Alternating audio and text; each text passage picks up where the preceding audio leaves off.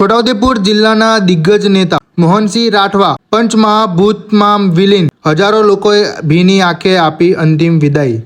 પરિવારજનો, રાજકીય આગેવાનો, વિવિધ પક્ષોના કાર્યકરો, અધિકારીઓ અને જિલ્લાના નાગરિકોએ ભીની આંખે તેમને અંતિમ વિદાય આપી હતી। છોટાઉદેપુર જિલ્લાના લોકલાડીલા અને પીઢ રાજકારણી, પૂર્વ વનમંત્રી તેમજ પૂર્વ ધારાસભ્ય મોહનસિંહ છોટુભાઈ રાઠવા આજે પંચમહાભૂતમાં વિલીન થયા। તેમની અંતિમ યાત્રા આજે સાંજે 4:50 વાગ્યે તેમના નિવાસસ્થાનેથી નીકળી હતી, જેમાં મોટી સંખ્યામાં લોકો ઉમટી પડ્યા હતા। પરિવારજનો, રાજકીય આગેવાનો, વિવિધ પક્ષોના કાર્યકરો, અધિકારીઓ અને જિલ્લાના નાગરિકોએ ભીની આંખે તેમને અંતિમ વિદાય આપી હતી। મોહનસિંહ રાઠવાએ 5 દાયકાથી વધુ સમય સુધી છોટાઉદેપુરના રાજકારણમાં સક્રિય અને પ્રભાવશાળી ભૂમિકા ભજવી હતી।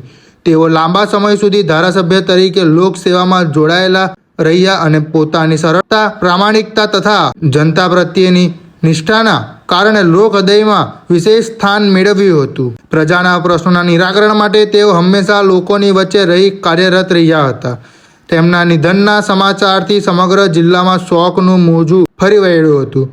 આજે તેમના અંતિમ દર્શન અને અંતિમ વિદાય માટે લોકો મોટી સંખ્યામાં ઉપસ્થિત રહ્યા હતા। અનેક રાજકીય આગેવાનો, સામાજિક સંસ્થાઓ અને વિવિધ ક્ષેત્રોના લોકોએ તેમને ભાવભીની શ્રદ્ધાંજલિ અર્પણ કરી હતી।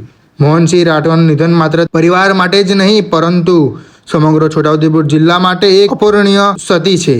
તેમની લોકસેવા, સાદગી અને જનકલ્યાણ માટેનું સમર્પિત જીવન હંમેશા યાદ રહેશે। જિલ્લાની જનતા તેમના યોગદાનને ક્યારેય ભૂલી શકશે નહીં।